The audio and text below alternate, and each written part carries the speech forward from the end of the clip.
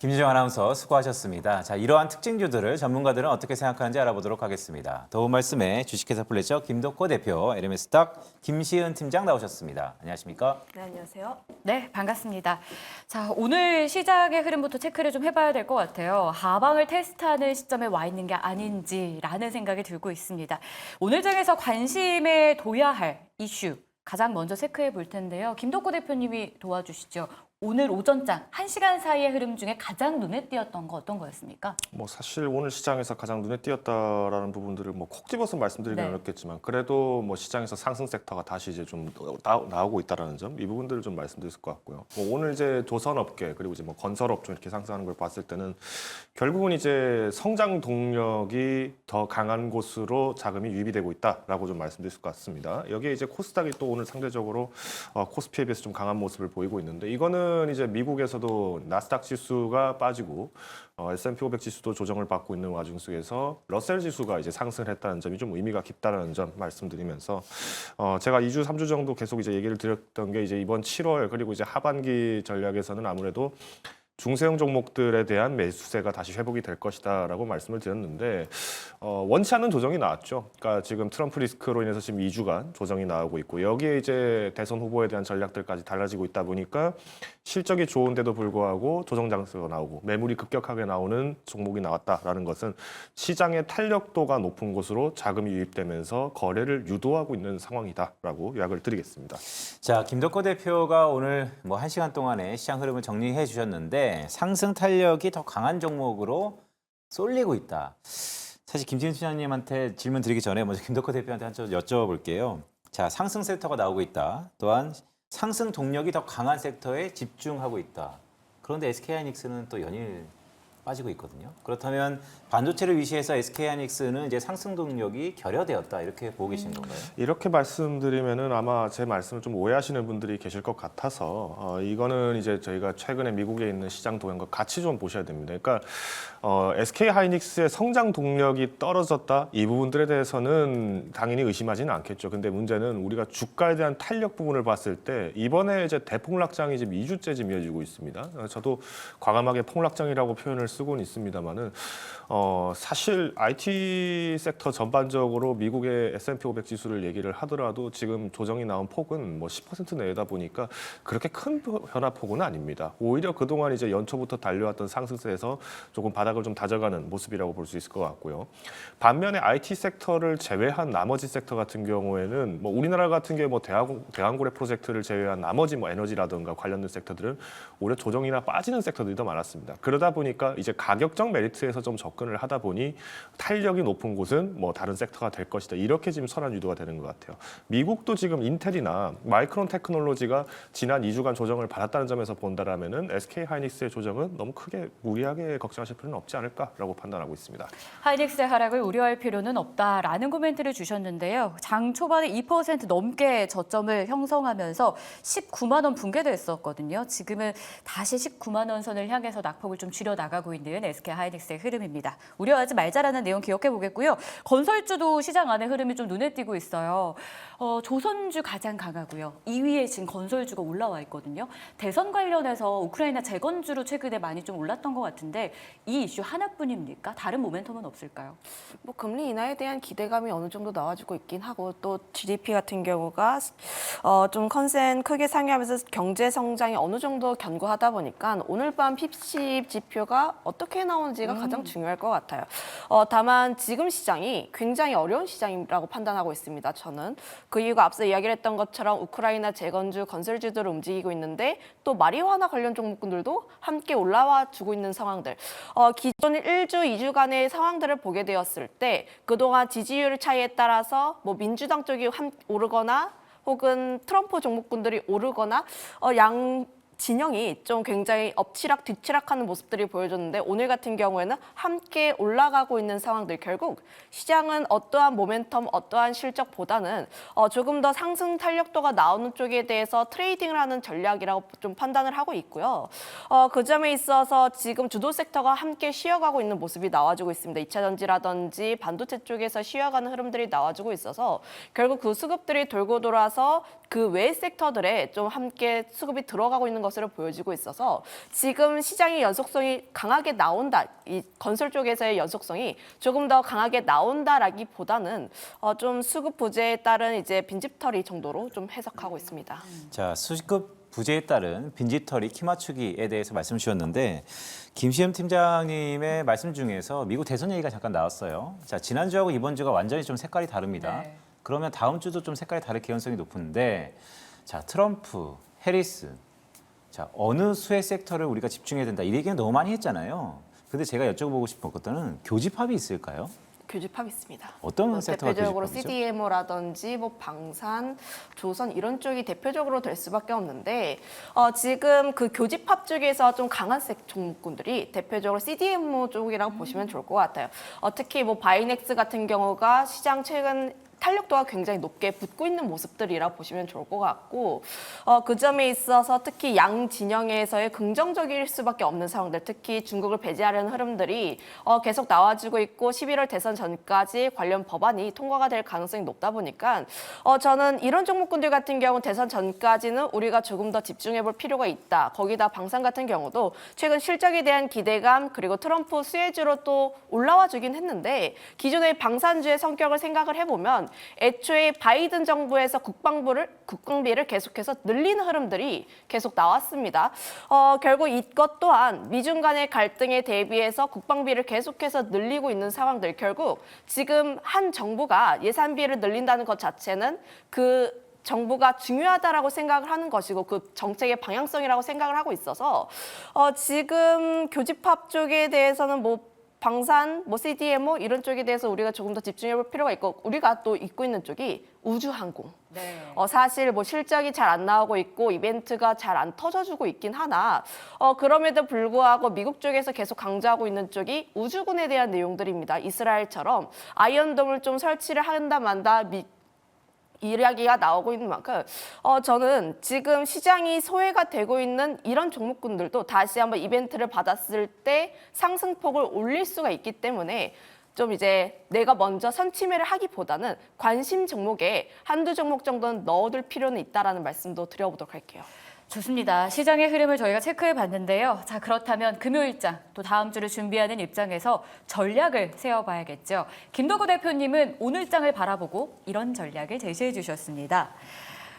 먹튀 장세다. 지금 계속 위트 있는 이야기들을 거의 2주 넘게 해주고 계시는데 분위기가 꽤 맞아 들어가고 있거든요. 먹튀 장세다라면 저희는 어떤 전략이 필요할까요? 뭐 2주, 3주째 계속 조정도 많이 나오고 있고 많은 이슈들이 있는 와중에서도 또 개별 군소 종목들이 많이 상승을 하고 있습니다. 그러니까 문제는 이 상승세가 오래 유지되지를 않고 있습니다. 그러니까 그동안 우리가 지금 잘 가고 있는 섹터들, 뭐 앞서서 이제 김신 팀장님도 말씀해 주셨던 뭐 조선이나 CDMO 쪽 이쪽 같은 경우는 뭐 제가 이 시간에도 계속 말씀드렸습니다만은 그동안 시장 자체가 바이오 쪽은 어떻게 보면은 뭐 신약 후보 물질 그리고 비만 치료제 이쪽이 주요 조명을 받던 섹터는 계속 가고 있었지만 그동안 거래가 잘 되지 않던 섹터들은 소외가 많이 됐습니다. 그런 의미에서 좀 말씀드린다면은 오히려 이렇게 반짝 상승이 나올 때는 또 다시 저평가되고 있는 우리가 기존에 이제 밸류에이션 부담이 좀 완화되고 있는 섹터로 또 유입이 가능하기 때문에 무리하게 이 종목을 계속 10배, 20배를 갈 것이다. 20%, 50%까지 올라갈 것이다라는 기대를 갖기보다는 조정 장세에 대해서는 빠른 환승을 할 수 있는 기회가 왔다. 그러니까 딱 버스에 내렸는데 다음 버스 환승할 버스가 바로 직전에 오고 있다라는 느낌으로 보시면 될 것 같습니다. 그런 의미에서 본다면은 오히려 지금은 수익이 좀 났던 종목들은 반절 정도 매도를 하셔서 그동안 내가 좀 손실 났던 종목들에 대해서 대응할 수 있는 현금을 좀 확보하시는 게 어떨까라고 요약을 드리겠습니다. 네, 김덕고 대표의 전략 한마디, 환승 투자, 롤보가 왔다라는 말씀 주셨는데, 자, 김시은 팀장의 전략 한마디도 좀 들어보도록 하겠습니다. 사전에 저희가 한마디를 들었더니 럭비공 같은 시장이다. 어디로 튈지 모른다는 건가요? 시장이 예측하기가 굉장히 어렵다. 특히 지금 전 항상 이 자리에 나왔을 때 저번 주 같은 경우에도 지금 시장이 내가 싸워서 이길 수 있는 시장인지 아닌지부터 먼저 판단을 해보고 그 점에 있어서 아직까지 내가 싸워서 이길 시장은 아니다 보니까 조금 더 관망을 하자는 흐름들이 나왔고 두 번째로 이야기가 나왔던 게 그럼 다시 한번 시장에 대한 반등 흐름들이 나왔을 때 어떤 종목이 먼저 오를 것인가 외국인 수급이 가장 많이 들어와 있던 반도체라든지 조선이라든지 방산 쪽에 대해서 우리가 조금 더 집중해보자라는 말씀을 드렸어요. 반도체와 관련했을 때는 좀 SK하이닉스의 실적 기대치가 너무 높았던 탓에 좀 관련했을 때 우리가 대응을 잘 못하긴 했지만 그럼에도 불구하고 여전히 홀딩이신 분들 같은 경우에는 계속적인 홀딩에 대한 의견을 먼저 드려보도록 할게요. 다만 그렇다고 해서 지금 내가 먼저 SK하이닉스 저점, 삼성전자 좀 지지부진한데 여기서 조금 더 매수 들어가 볼까? 여기서 좀 더 매수를 해볼까에 대한 부분들보다는 조금 더 확인하고 들어가 보자라는 의견도 드려보도록 하겠습니다. 그 이유가 지금 SK하이닉스라는 실적 발표가 먼저 나타났고 그 다음에 나올 수 있는 이벤트가 삼성전자와 관련했을 때 다음 주에 좀 일정이 예정이 되어 있는데 우리가 기대했던 내용들이 좀 나올 필요가 있습니다. 그 점에 있어서 우선 확인을 해볼 필요가 있다라는 의견 드려보도록 하겠고 외국인 선물과 관련했을 때도 최근 시장에서의 매도세가 굉장히 가파르게 내려와 주고 있는 상황들. 제가 지난번에 이야기를 했을 때 총 누적에 대한 부분이 2조를 깼기 때문에 시장이 굉장히 어려워질 수가 있어요. 2조를 굉장히 힘들게 넘겼었는데 그 안으로 다시 한번 들어왔으니까 외국인 수급이 어떻게 될지 모르겠습니다라는 의견도 드렸는데 지금 누적이 8천억 원 오늘 또 순매수가 또 매도하고 있습니다. 그 점에서 아직 오늘의 시장이 좀 살짝 버티고 있는 것은 기관들이 좀 해질하기 위해서 환매라는 것이 아닌가라는 의견도 드려보도록 하겠어서 아직 시장이 바닥이라고 확신할 수가 없기 때문에 좀 내가 매수는 자제를 해볼 필요가 있지만 그럼에도 불구하고 주력 섹터 쪽에 좀 들어와 있는 종목군들 같은 경우는 내가 계속적인 홀딩 의견을 좀 드려보도록 하겠습니다. 두 분의 전략을 들어보니까요. 한쪽은 현금화하는 것도 괜찮겠다. 한쪽은 적극적으로 매수는 하지 말고 보유자의 영역에서 홀딩하자라는 조언을 좀 주셨어요. 근데 저희가 지금부터 산다 안 산다를 해야 되거든요. 과연 의견이 어떻게 나올지 더 궁금해집니다. 이 섹터를 주요 섹터로 보고 계실지 조선주로 출발하겠습니다. 자, 호실적으로 성장을 증명했죠. HD 현대계열 조선주가 일제히 신고가를 경신하고 있습니다. 오늘 조선주가 시장의 대장주 역할을 톡톡히 해주고 있는 상황인데요. 백고동 소리 더 커질 수 있다는 분석이 나와요. 그럼에도 불구하고 지금 자리에서의 매매 전략은 좀 다를 수도 있거든요. 펜발로 알아보겠습니다. 들어주시죠. 네, 두 분의 의견은 엇갈렸습니다. 김덕구 대표님이 다소 보수적, 김시은 팀장님은 매수하겠다 의견인데요. 트럼프 트레이드의 수혜, 또 신조선가의 최고가 행진. 근데도 안 산다. 대표님의 의견이 궁금해져요. 사실 업황 개선이란 모멘텀은 개인 투자자들에게 매수 버튼을 누르게 하는 자극제가 되거든요. 그럼에도 불구하고 안 사는 이유. 그러니 뭘까요? 팔아야죠. 네, 많은 분들이 들어오니까 가격이 높게 쳐지는 거겠죠. 많은 분들이 살 수 없다면 가격은 떨어지게 됩니다. 이 부분들은 분명히 말씀드릴 것 같고요. 오늘 시장에서 좀 무리하게 접근하시는 건 자제하셔야 한다고 말씀을 드리겠습니다. 그동안 이제 시장이 조정을 받을 때 뭐 2주 동안 코스닥 같은 경우도 약 9% 그리고 코스피가 약 8에서 7% 정도 조정이 나왔는데 반도체 섹터 같은 경우에는 뭐 종목마다 편차는 크겠습니다만은 15%가량 조정이 나왔습니다. 그러니까 이런 시점에서 상당 부분 많이 빛을 무너지는 하늘 속에서도 구멍을 뚫고 솟아나고 있는 조선주라면은 우리가 이제 가격적인 부담들도 충분히 고려를 해봐야 될 것이고요. 두 번째는 뭐냐면은 지금 건설주들이 다시 이제 회복세가 되고 있는 원인이 무엇이냐라고 이렇게 기대하신 분들이 계시는데 지금 중국이 LPR 금리를 또 마찬가지로 낮췄습니다. 중국에서 건설 산업이 부흥이 된다라고 한다는 것은 철강 수요가 올라가게 된다는 것이고 여기에 이제 인프라 사업 착공 부분들까지도 기대를 했을 때 해외에서 수주를 받을 수 있는 국내 건설사들의 가치가 높아진다. 이렇게 해석이 되겠죠. 그런 의미에서 본다면은 이제 앞으로 철강 가격이 다시 또 상승을 하게 됐을 때 조선 선박업계가 부담을 질 수 있는 부분들은 좀 더 커질 수 있다라는 걸 참고하시면 좋을 것 같습니다. 지금도 우리나라에서 선박 쓸 때 중국산 저가 철강들 굉장히 많이 들어오고 있습니다. 아직까지도 이제 현대제철이랑 포스코홀딩스를 주축으로 해서 한국산 철강제 지금 선박업계, 조선업계랑 지금 협상을 계속하고 있는데 지난 12월 말에 최종적으로 협상이 됐던 가격에서 조금 더 올려야 된다라는 철강업계 목소리랑 여전히 저가 중국산을 쓰면 되는데 왜 굳이 올려야 되냐라는 그 조선업계의 업황이 좀 엇갈리는 상황입니다. 그런 부분에서 본다라고 하면은 오늘은 조금 그래도 오랜만에 탄력이 또 굉장히 잘 나오고 있고 또 그동안 또 높은 수익을 또 달성하고 있기 때문에 저는 오히려 지금 시점에서 매수는 충분히 조금 조정 이후에 접근하시자 말씀드리면서 분할 매도 내지는 보유 의견을 제시드리도록 하겠습니다. 김덕호 대표는 분할 매도 혹은 보유 조선주에 대해서 의견을 주셨는데, 자, 김시흠 팀장님은 조선주를 긍정적으로 보셨어요. 자, 중장기적으로 조선주에 긍정적이야 다들 동감을 하는데 단기적으로도 긍정적이다고 보신 이유가 뭐죠?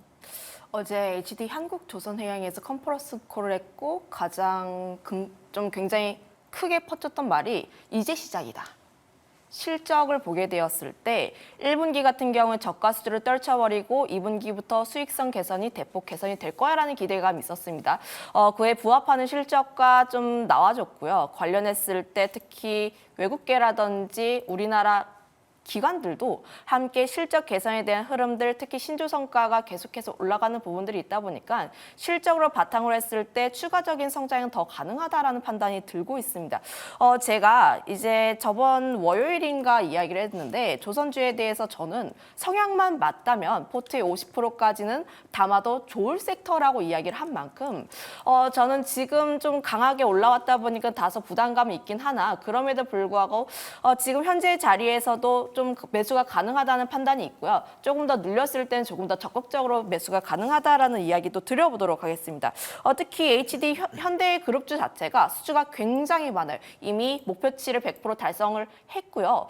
그 외에 뭐 삼성중공업이라든지 하나오션 같은 경우도 수주를 함께 따라가려는 흐름들이 나와주고 있긴 하나 지금 조선주의 흐름들을 만들고 있고 분위기를 만들고 있는 쪽은 HD 현대 그룹 쪽이다 보니까 이쪽의 계열사들을 우리가 조금 더 집중해서 봐야 할 필요가 있지 않을까라는 의견도 드려보도록 하겠습니다. 네, 이렇게 해서 조선주에 대한 의견을 받아봤습니다. 궁금증이 좀 해결되셨으면 좋겠고요. 다음으로는 좀 하락하고 있는 종목들을 점검해 봐야 될 것 같아요. 시가총액 상위 종목 가운데 유난히도 낙폭이 큰 쪽이 현대차와 기아입니다. 현대차 어제 호실적을 발표했죠. 일각에서는 실적을 보고 마술을 부린 거 아니냐 이런 말까지 나오고 있어요. 근데 주가가 급락하고 있다는 건 뭐 글로벌 업황 때문이다라는 기사가 나오는데 이게 좀 너무 억지 아닌가요, 교수님? 아무래도 뭐 미국의 포드라든지 상당 부분 내년 하반기에 대한 실적, 그러니까 올해 하반기에 대한 실적 우려 때문에 네. 현대기아차 동시에 하방 압력을 받고 있는데, 근데 또 현대랑 기아는 약간 좀 다른 모습이 있죠. 이 부분들이 언제 반영될까가 오늘 초미의 관심사인 것 같습니다. 그래서 이 산다 안 산다를 통해서 오늘의 하락을 어떻게 전략화해야 되는지 보겠습니다. 두 분의 의견 어떨까요? 팻말 들어주세요. 네, 다시 한번 엇갈렸습니다. 이번에는 김덕호 대표님이 매수하겠다. 김신 네네. 팀장님이 안 사겠다. 네, 제가 이번엔 김시은 팀장님께 한번 여쭤볼게요. 업황 안 좋습니다. 그리고 트럼프가 된다면 국내 자동차 산업이 안 좋아질 수도 있어요. 근데 어떻게 GM포드의 실적을 쭉 보니까 하반기에 녹록지 않을 것 같습니다. 그런데 한국의 현대기아차는 이 전기차 시장보다는 오히려 하이브리드 시장이, 하이브리드 차들이 전기차의 이런 우려를 상당 부분 상쇄할 것 같은데, 그런 부분에 대해서도 여전히 현대기아차가 좀 안 좋다라고 보시는 건가요? 일단 단기적으로 X에 대한 의견들 좀 하락세가 나와주긴 저는 현대차 우선 일단 결론적부터 이야기를 하면 굉장히 긍정적으로 보고 있습니다.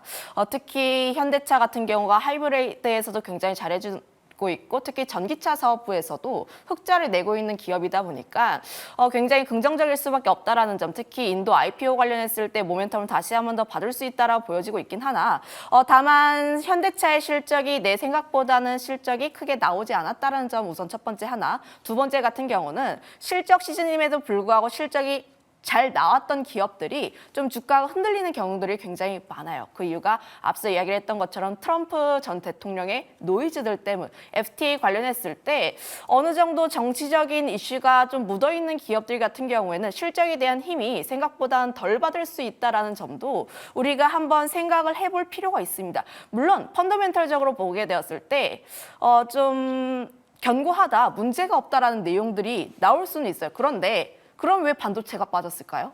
왜 SK하이닉스가 왜 빠졌을까요? 라는 점을 생각을 해보면은 현대차 같은 경우에도 정치적인 노이즈를 무시를 할 수는 없다라는 판단이 들고 있어서 지금 현대차 가격적인 메리트는 있습니다. 가격적인 메리트가 있기는 하나 다만 지금 같은 관점에서 내가 적극적으로 매수를 하시기보다는 좀 저점을 다시 한번 잡아가는지 여부를 한번 보고 그때 다시 한번 모아가도 괜찮다라는 관점에서 이야기를 드려보도록 할게요.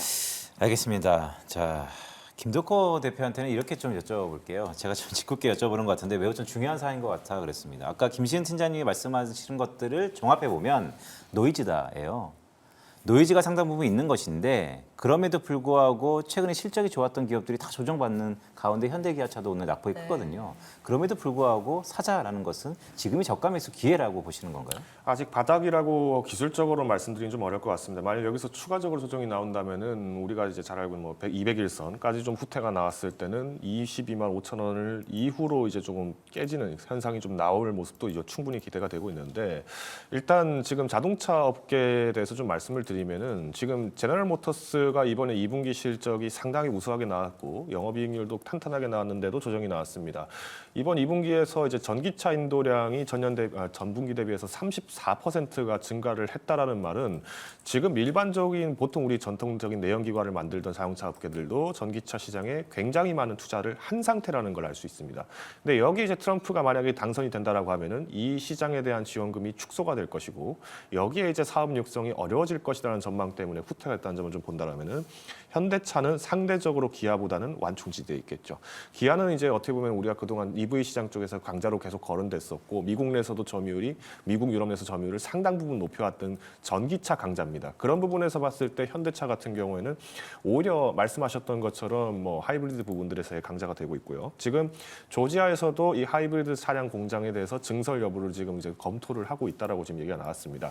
오히려 GM과 LG 에너지 솔루션이 지금 3공장 건설에 대해서 지연을 하겠다, 오히려 지금 연기하겠다라는 얘기가 지금 나오고 있는 와중 속에서도 현대차가 자동차 라인을 증설할 것에 대해서 논의를 한다라는 거는 결국은 시장에서의 생산 단가를 좁힐 수 있는 방법이 무엇이냐, 그리고 두 번째로 미국 내에 들어갔을 때에 대해서 받을 수 있는 세제 혜택 부분들을 과감하게 받을 것이냐, 이 두 가지를 전략적으로 보고 접근한 것이기 때문에 일단 뭐 오늘 시장에서 무리하게 비중을 확충하시라라는 의미보다도 오히려 지금부터는 우리가 계속 매집 관점으로 조금 더 접근해 보셔도 좋을 것 같다라고 이야기를 드리겠습니다. 좋습니다. 현대차와 기아 급락의 상황을 점검했는데요. 그래도 현대차가 장중 최대 낙폭보다는 조금은 만회를 하고 있는 모습입니다.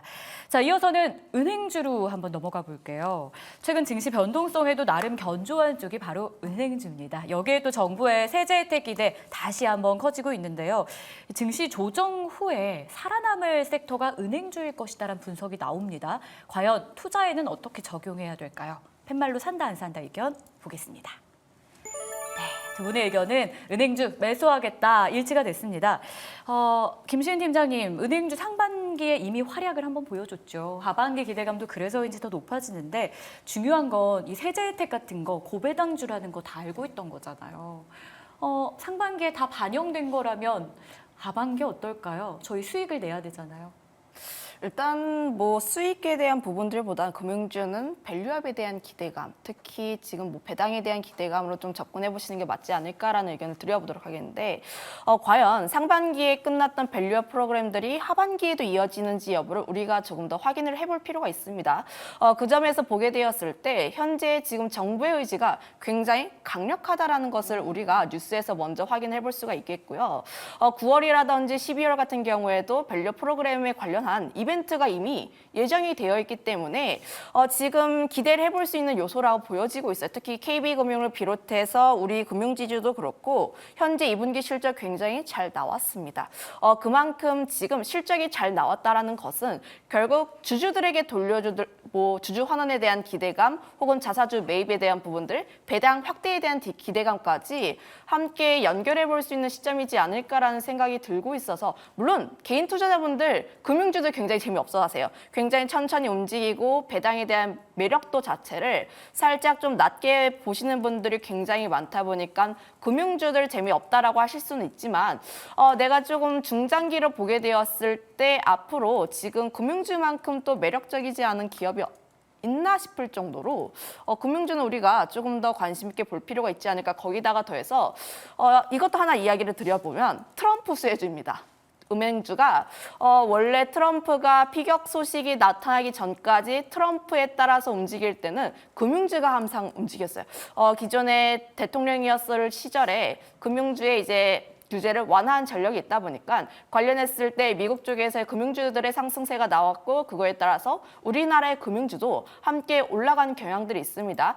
이러한 부분들에 따라서도 금융주가 함께 출렁일 가능성이 있다 보니까 이 점 같은 경우에 우리가 한번 이제 체크를 해볼 요소는 맞다라고 보고 있어요. 네, 김시현 팀장의 말씀에 뭐 대부분 밸류업 프로그램의 최대 수혜주니까요. 뭐 동의를 하는데, 자 김덕호 대표께는 이렇게 여쭤볼게요. 자 그럼 그 중에서 은행주 안에서 그럼 무엇을 봐야 될까요? 기업은행 봐야죠. 기업은행이요.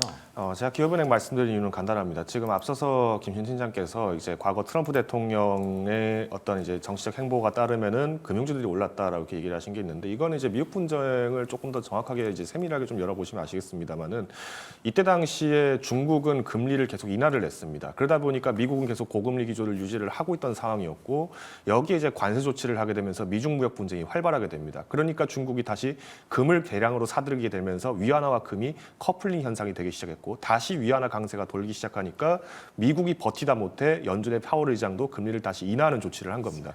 그럼 지금 시점에서 봤을 때 중국이 어떤 행동을 했냐? 최근에 지금 금값 많이 올랐죠. 중국이 역대 최대로 지금 금을 매수를 하고 있습니다. 이 말은 조만간 미국과 한번 이 금리 전쟁, 그리고 여기에 더해서 관세 전쟁과 무역 전쟁까지도 고려가 된다는 시점에서 봤을 때면은, 우리나라 같은 경우에 양자 모드를 수출 대상국으로 지금 삼고 있는데, 여기에 대해서 중소형 기업들이 도산하거나 혹은 무너지거나 혹은 여기서 자금 융통을 해야 되는 부분들이 커질 수밖에 없습니다. 그럼 여기서 기업은행을 말씀드리는 원인은 이렇습니다.